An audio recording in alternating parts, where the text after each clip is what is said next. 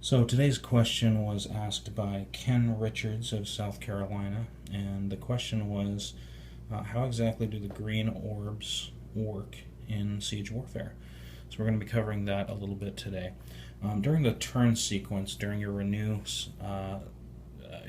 part of the sequence, um, that's where you are able to remove counters from all your cards. We'll discuss more about that in just a little bit.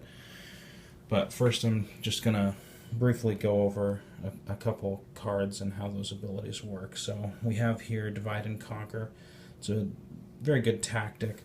And as you can see, there's an ability connected to it with these green orbs. So this is basically saying add a green counter to this card, and you may pick one combat unit you control. That unit has stealth this sequence and can't be intercepted by more than one unit this sequence. So what you'd be doing is to use the ability, you would add a counter to the card. You can use counter stones or pennies or whatever you happen to, poker chips I suppose, whatever you have handy, but something on the card to designate that you've used its ability.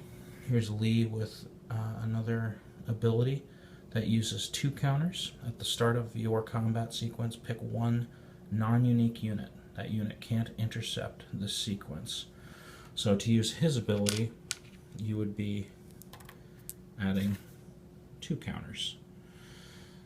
And also keep in mind when any card comes into play with a green orb on the top right of the card, and you're first playing the card, that means it comes into play with one counter on it. So you can't use these abilities when they have counters on them. During your renew sequence, which I mentioned briefly at the very beginning, you can remove one counter from every card that has counters on them that you control. So at the beginning of your turn, the renew sequence starts, you can remove the counter, and then during that combat sequence you'd be able to use Lee's ability by adding two counters to him and using that ability in combat. And the last example I had here is Petersburg, which also comes into play with a counter, and its ability also involves a counter. Most of the ground have green orb or counter abilities connected to them. And keep in mind when you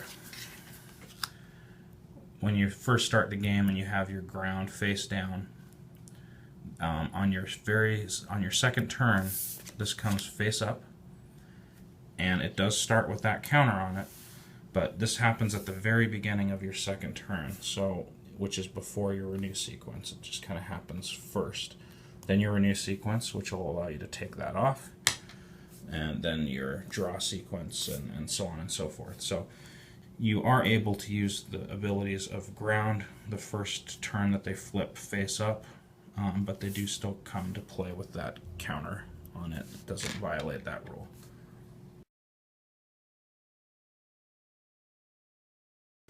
Just a review, when a card has counters on it, you can't use their ability that involves adding counters. And once at the beginning of each turn you're able to remove a counter, and at the beginning of the next turn you can remove the next counter, and then you'd be able to use his ability again that turn. So just a brief review of how that works. The only exception to that is